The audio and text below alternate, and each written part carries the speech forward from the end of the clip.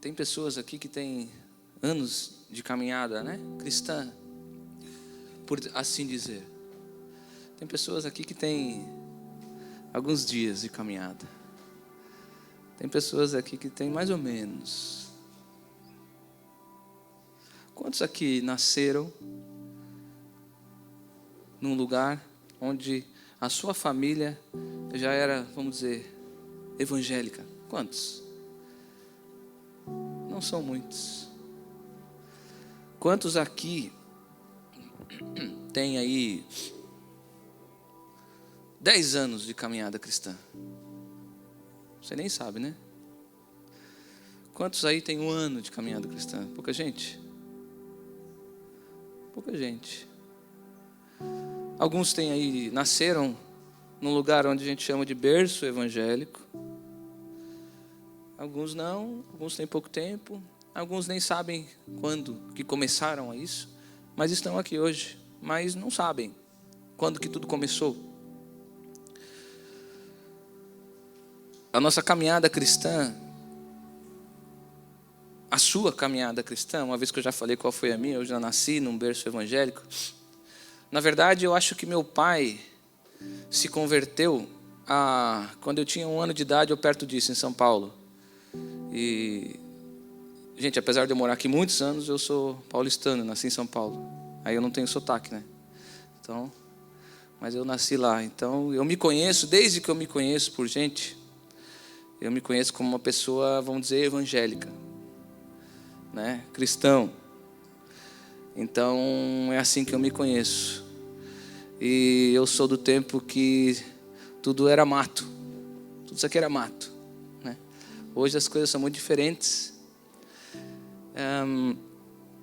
Eu lembro que eu não sei se vocês, pessoas que são novos na conversão, na caminhada, tipo que tem ali 5 anos, vão se lembrar disso, porque existia um tipo de uma formalidade, que nesse tempo que eu falei que tudo era mato, as pessoas para se tornarem cristãs, cristão não falava, cristão falava evangélico ou crente, né? Aí as pessoas falavam assim, você é crente, você é o quê? Eu sou crente. Não, ou você é crente, ou você não é crente, ou você é católico. Então existiam as pessoas que eram católicas, e as pessoas que não eram católicas, ou eram crentes ou não eram nada. Então você era crente.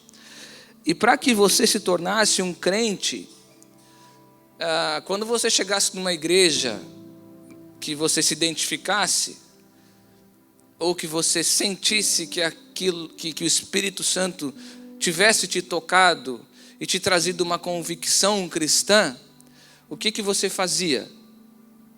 O que você fazia? O que acontecia? As poucas pessoas que são cristãs desde sempre, o que acontecia? Você pode dizer o que acontecia naquela igrejinha lá, ou igrejona, tanto faz. Como é que acontecia isso? Eu sei o que acontecia.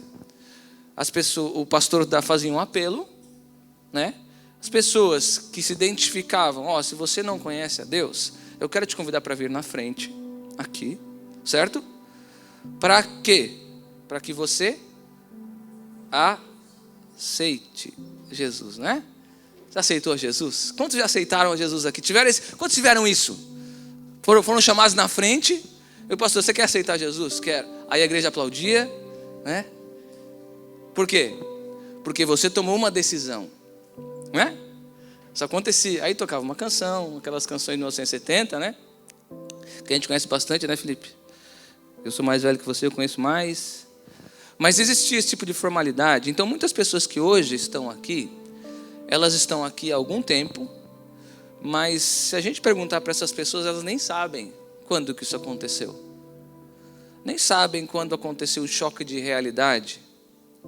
Não tem nem ideia. Às vezes as pessoas estão aqui, e elas estão aqui, vindo aos sábados aqui, mas não se lembram quando aconteceu, ou se aconteceu, o que é pior. Estão aqui junto conosco, mas sequer se lembram se houve uma mudança, ou se aconteceu algo para que elas pensassem numa conversão, porque é isso que a gente falava, você é convertido. E quem que era convertido? Quem teve uma mudança de rota. Então era isso. Esse era o termo. A pessoa se converteu. Então a gente está aqui há algum tempo nessa igreja, na R3D, e se eu perguntar para muitas pessoas quando você se converteu, você não vai saber. Porque a conversão das antigas, como a gente lembrava, implicava em uma mudança de direção na nossa vida. Por isso que as pessoas falam, você se converteu, você se converteu. Existiam pessoas que frequentavam a igreja daquela época e não se convertiam, mas frequentavam, porque se identificavam com alguns amigos ou com a sua família. Existiam pastores cujos filhos não eram convertidos. Então, ser convertido naquela época era um termo que separava homens de meninos, vamos dizer assim. Eu te pergunto hoje, você é convertido? O que é ser convertido? Implica em uma mudança completa de mentalidade para uma mentalidade comum, desconhecida, desconhecedora da palavra, desconhecedora de algo importante, para uma mentalidade que conhece a Jesus Cristo. Como conhece a Jesus Cristo? Através do Espírito Santo. É isso que nós pregamos. Isso que nós fazemos sempre, ou tentamos. É isso que a mensagem, é para isso que a mensagem é necessária. Então, há quanto tempo nós estamos lutando desse jeito? Quanto tempo da sua vida você está nessa caminhada? Você saiu de um lugar para o outro, você teve uma mudança de rota na sua vida, um direcionamento novo, uma conversão. Há quanto tempo isso aconteceu? E se aconteceu, que é o que cremos que aconteceu, há quanto tempo você está nessa caminhada cristã? Há quanto tempo?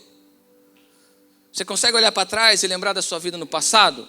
Olha, eu me converti lá no ano de 1997, ou eu me converti em 2003, 2005, 2007, 2010, e desde então o Espírito Santo de Deus é comigo.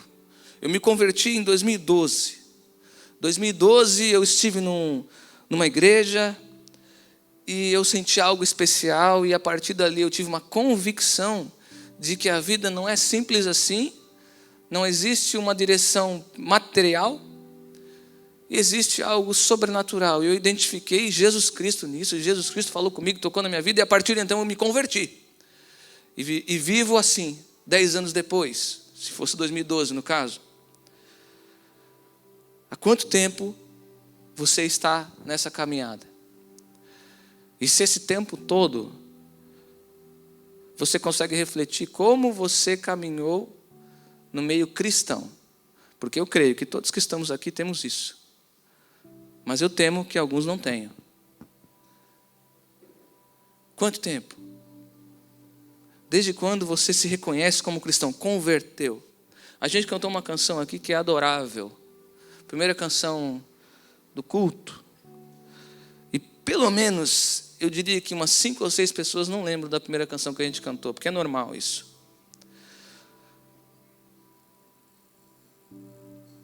Mas talvez na próxima o GG vai tomar mais cuidado de lembrar, para que isso grave no seu coração a adoração que você oferece ao Senhor no primeiro segundo do culto. Primeiro segundo que nós abrimos aqui, a adoração é completa e verdadeira do seu coração, da sua vida individual. O que nós cantamos foi Renova-me. É uma canção maravilhosa. Seu compositor chama-se Edson Vieira de Bastos. Ed Wilson, o nome dele. Ele é um cantor da década de 70 e de 80, mas ele não era um cantor cristão. Ele era um cantor secular. Ele era compositor, compôs para nomes muito importantes da música brasileira, muito importantes. Ele é do tempo da Jovem Guarda. Esse tempo é antes de eu nascer, tá, gente? Então tem algumas pessoas que sabem disso. Jovem Guarda, quem levanta a mão, Jovem Guarda, 2, 3, aí, ó. Então é desse tempo, é Ed Wilson. Então talvez, quem lembra de Jovem Guarda pode lembrar desse nome. Enfim, esse é o compositor da música Renova-me. Ele é compositor também da Alfa e Ômega, Alfa, Ômega, também essa música é dele. E a história é que ele se converte, tá vendo? Tem uma conversão, acho que em 1983. E a partir de então, ele começa a mudar a sua carreira para gravar apenas músicas cristãs. Ou seja, até um momento, ele estava indo numa direção. Ele passou a ir em outra direção. Ele se converteu. Se converteu. A gente tinha antigamente essa conversão formal. Hoje é uma conversão do tipo tanto faz. Tanto faz porque eu não quero me expor. Porque se eu tiver que ir para frente, se o pastor fizer um apelo na frente, perguntando se eu quero me converter, apesar de eu sentir, eu vou me expor, eu quero evitar isso, porque a minha reputação está em jogo. Essas formalidades que aconteciam antigamente, que hoje muitos consideram como desnecessárias, deixaram de existir. Mas uma vez deixando de existir a formalidade, deixou de existir a decisão. E deixando de existir a decisão, deixou de existir a conversão. Então talvez muitas das pessoas que estão aqui não sabem se converteram, muito menos quando se converteram. Por isso a pergunta, desde quando a gente está nessa caminhada? Quanto tempo você se considera uma pessoa convertida aos caminhos de Deus? Uma pergunta retórica, responda para você mesmo. Mas o que eu vejo, gente, de coração, o que eu vejo é que as coisas foram fluindo. Não se percebeu. Cheguei na igreja ali no dia, nem sei o dia, mas vamos lá, 2015, R3D. E comecei a frequentar a R3D. Aí estou lá. Estou lá e talvez algum dia alguém me procurou para perguntar se eu podia ajudar em alguma coisa. E ajudei. Mas parei. Altos e baixos. Uma outra pessoa pode ter pensado de outra forma. Eu estou lá também. Não me lembro quando aconteceu. Não me lembro se o Espírito Santo me tocou. Não me lembro se Jesus Cristo me tocou. Não me lembro de ninguém ter falado comigo. Não me lembro do sobrenatural de Deus. Não sei se aconteceu, mas alguém me pediu depois. Fui indo no fluxo. Foi acontecendo e estava lá. E estou lá desde então. E eu ajudo. Eu estou no ministério. Estou ajudando. Mas não me lembro. E olha, eu vou confessar, vou ser bem sincero. Eu nunca senti nada assim dessa coisa do sobrenatural. Mas estou lá ajudando a igreja. Tá. Não sei se eu me converti.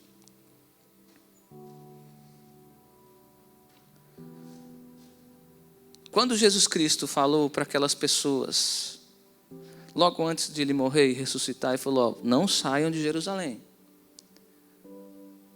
Fiquem lá, até que do alto desça o poder.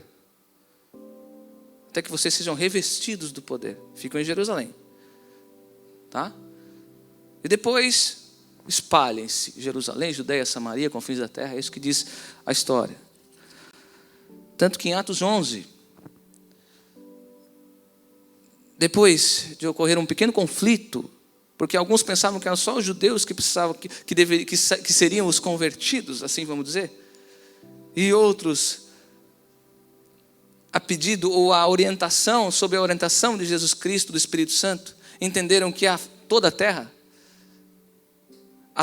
pertence o Espírito Santo. E só a partir daí, quando foi pregado aos gentios que ele chamava, olha o que aconteceu, capítulo 11.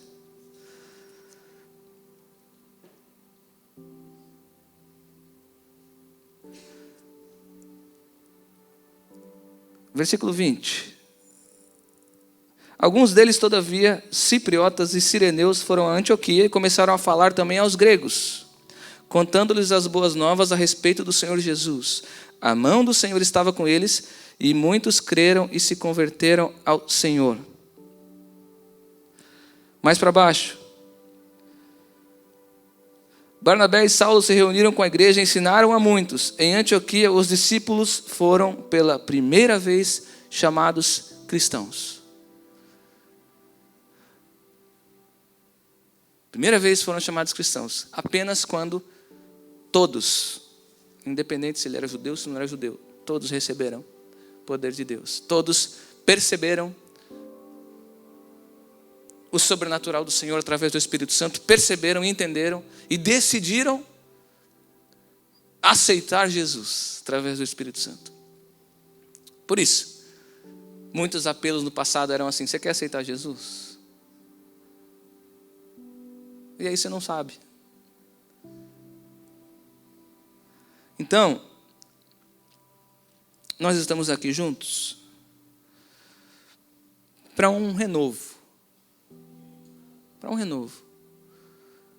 As coisas, os detalhes da caminhada cristã, que talvez você se lembre na sua vida, talvez você tenha esquecido, mas os detalhes da caminhada cristã aqui estão sendo tão especiais. Os detalhes da nossa caminhada cristã como família aqui têm sido tão especiais que não foi eu que decidi que cantaríamos uma música Renova-me. Foi o Adriel que abriu o culto. Não estaria no repertório. Isso tem acontecido há alguns sábados. Isso tem acontecido há alguns cultos. Eu tenho percebido que Deus está nos direcionando para algo diferente. E eu não gosto de dizer que é algo bom, porque não cabe a mim decidir isso. Mas eu gosto de pensar que existe um direcionamento espiritual para nós todos. Eu gosto de pensar isso. Porque são muitos detalhes, mas são muitas evidências importantes. E eu te convido a refletir na sua caminhada cristã, mas não só refletir. Se for necessário, se converter de novo, faz isso. Porque eu tenho para mim que talvez seja motivo de renovar algumas coisas, por isso cantamos Renova-me.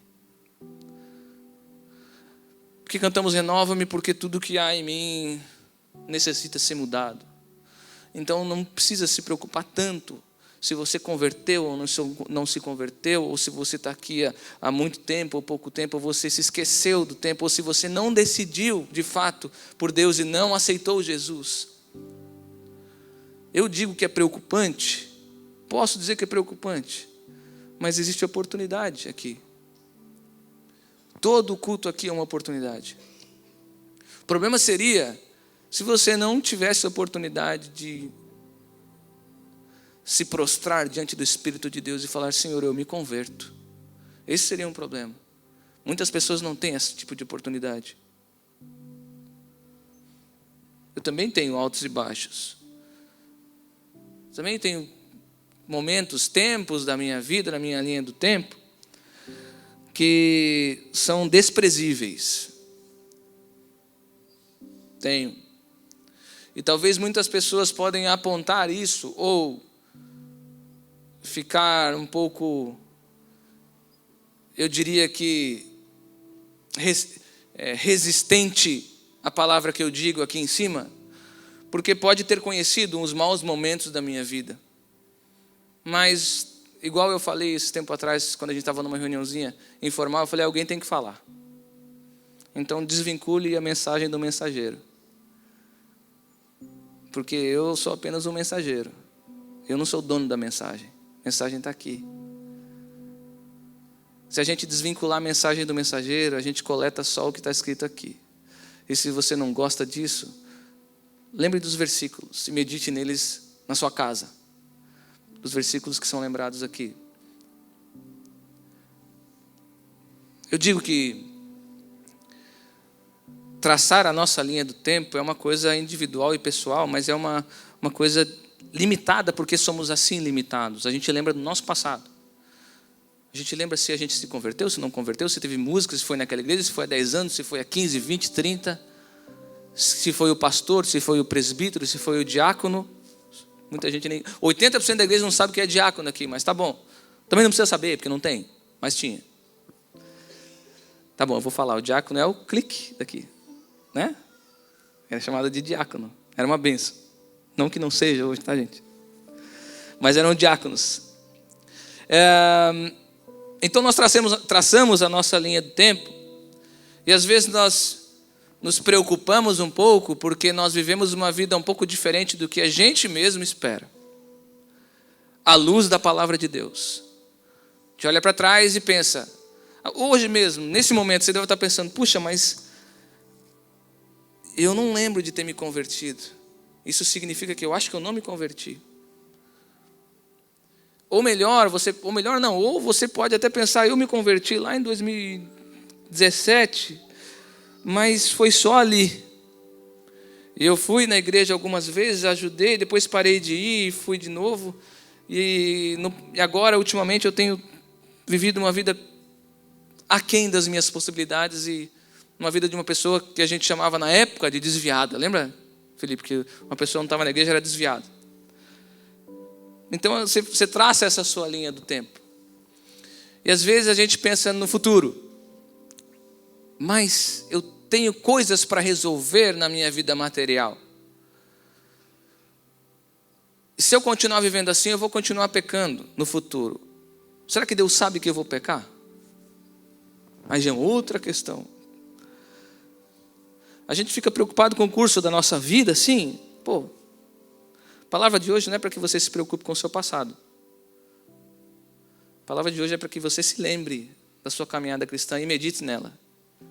Porque você, se está aqui, eu creio que você é um cristão. Nós somos cristãos. Agora, ser cristão implica em conversão.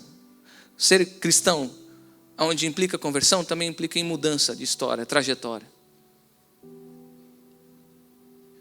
Você vai concordar comigo que não existe sentido você me dizer que você é cristão e convertido se a tua vida continua igual à vida que você vivia antes de conhecer a Jesus, através do Espírito Santo.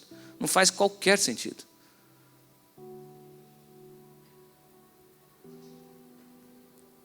A nossa linha do tempo, o C.S. Lewis diz que traçar uma linha do tempo é como escrever uma linha em um papel e a gente meditar na linha do tempo passado, presente e futuro. Mas o papel é Deus. Deus é o papel. Porque Ele conhece você, eu. E não tem situação em que Ele vai ver o meu futuro, vai ver o meu passado, vai me abençoar no futuro, vai me castigar no futuro. Ele é o futuro, Ele é o passado, Ele é o presente, Ele é tudo. Ele sabe da sua vida de ontem, sabe da sua vida de hoje, de amanhã. Você vai traçando a linha do tempo no papel, Ele é o papel. Ele é o Senhor. Ele é o Deus que faz você e eu mudarmos a nossa trajetória e nos convertermos.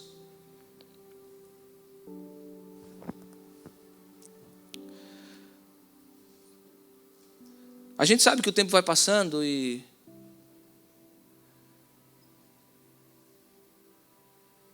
como eu falei no começo, como é que está a sua caminhada cristã desde que você conheceu a Jesus? Ou desde que você se conheceu como cristão?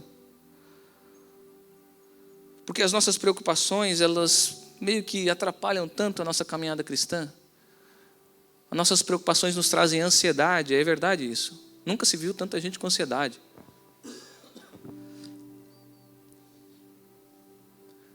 Mas por mais que eu e você nos preocupemos com o que vamos comer amanhã, a gente não consegue acrescentar um segundo na nossa vida. Eu tenho certeza que muitas pessoas que estiveram aqui, saíram daqui, optaram por não responder ao apelo de Jesus. Optaram por não ouvir o Espírito Santo. Talvez porque tinham assuntos que considerassem mais importantes para resolver. Muitas pessoas que talvez estão aqui hoje optam por evitar uma decisão tão importante como essa, porque consideram que existem áreas da sua vida mais importantes e necessárias. Consideram que os seus esforços são mais eficazes em outras áreas da sua vida. Não simplesmente se prostrar ao Espírito Santo e ao seu poder. Mas a gente não sabe o que vai ser amanhã da nossa vida. Apesar de Deus ser o dono do tempo, apesar de Deus ser o papel onde se traça a linha do tempo, Só Ele sabe o que vai acontecer amanhã. E nos detalhes que eu falei da nossa caminhada cristã como igreja aqui nesse local, algumas coisas têm acontecido, eu tenho certeza que não só para mim, mas para muitas pessoas aqui nessa igreja. Detalhes onde a gente percebe algo sobrenatural nos lembrando de alguma coisa importante. E nessa semana, algo me fez lembrar, alguma coisa me fez lembrar de um evento que aconteceu em 2004. 2004. Quantos nasceram depois de 2004 aí? Os caras têm vergonha de falar. Não é, todo mundo é novo aqui também, gente. Quantos nasceram depois de 2004? Levante a mão, só para eu saber. Eu vi um. Tá bom. Então você se lembra. A maioria das pessoas se lembram que em 2004 aconteceu o maior desastre natural da história da humanidade, né? 2004 aconteceu o maior desastre natural da história do mundo. O tsunami que atingiu a Indonésia e mais as ilhas ao redor, certo? E esse desastre natural matou nada menos do que 230 mil pessoas. Em torno de 230 mil pessoas, que foram as que se puderam contar. Um evento de um dia. E naquele local,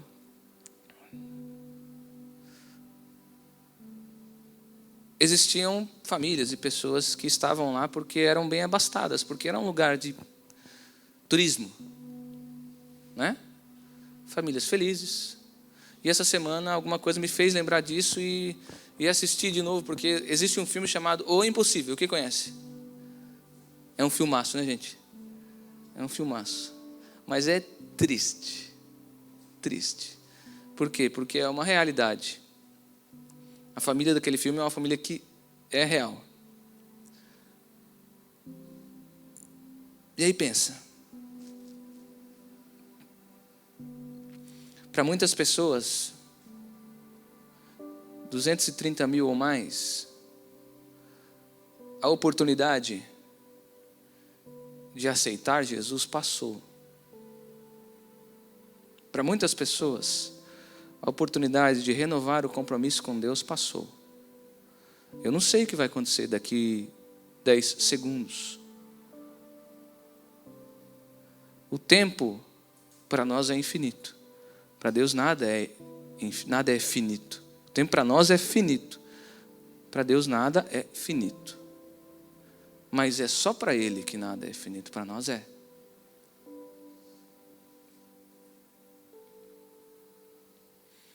O mais incrível de tudo isso daí é que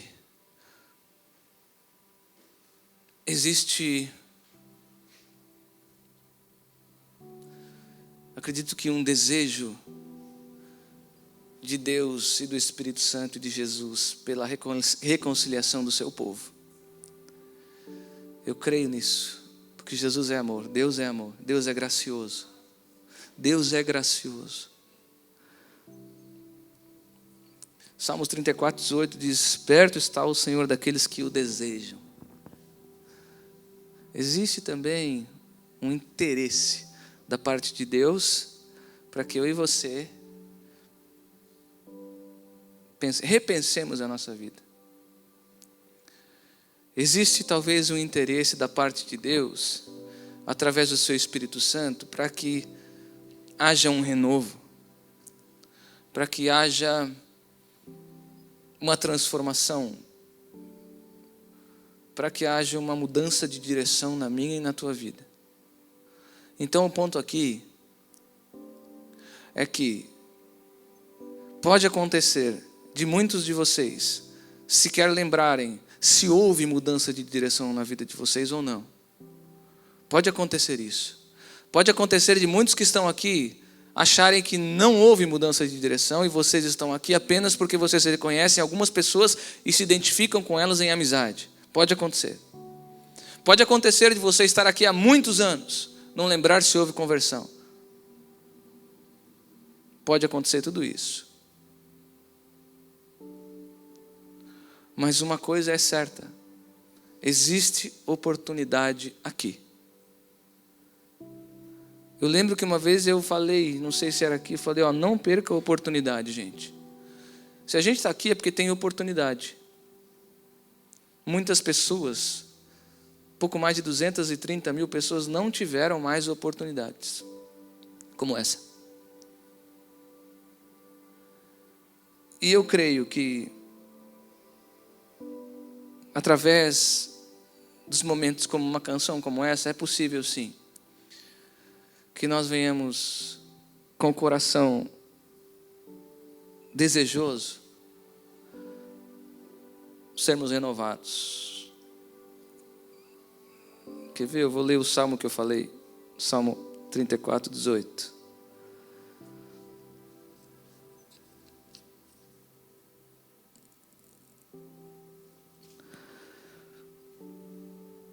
O Senhor está perto dos que têm o coração quebrantado e salva os de espírito abatido.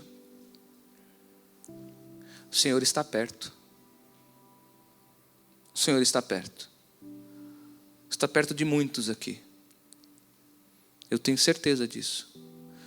Então, eu te digo que existe, eis aqui, uma oportunidade para você, para nós, de talvez aceitarmos Jesus de novo. Talvez, se você já aceitou Jesus e se lembra disso, talvez de renovar o seu compromisso com Cristo. Talvez de renovar as suas forças através de Cristo e do Espírito Santo. Ou, de novo, de realmente aceitar Jesus. Nós vamos cantar de novo. Nós vamos adorar o Senhor. E na nossa canção existem trechos importantes que servem como uma oração para você. Mas sempre é tempo de renovar o nosso compromisso com Deus quando estamos aqui. Ou quando temos o coração quebrantado. Você pode dizer assim, eu posso ir para casa. Eu posso ir para casa e no meu quarto eu dobrar os meus joelhos e reconhecer o meu pecado, reconhecer quão perverso eu sou, e ali eu posso talvez renovar o meu compromisso com Cristo e talvez aceitar Ele. Pode acontecer. Ou você pode estar dirigindo o seu carro ouvindo uma música, ou você pode estar ouvindo no seu fone, e ali você decidir por isso. O que nós fazemos aqui é promover uma coisa assim. O que nós fazemos aqui é tentar, pela graça, misericórdia do Espírito Santo, promover que isso aconteça. Porque esse é o sentido da reunião. Esse é o sentido da comunhão. Promover situações as quais nós venhamos a ser fortalecidos e renovados. E nós vamos cantar agora para que você se renove. Nós vamos adorar ao Senhor para que você sinta isso. E ore em favor de você mesmo. Dizendo, Senhor, eu preciso ser renovado. Vamos cantar, gente? Preciso ser renovado. Preciso ser restaurado. Preciso ser lapidado.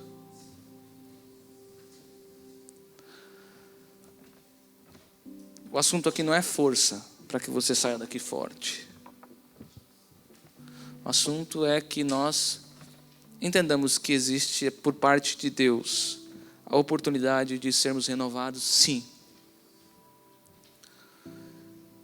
Porque existem direções importantes nessa igreja.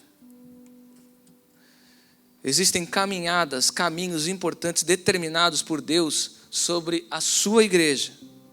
E se você se considera a igreja do Senhor, existe responsabilidade para você também.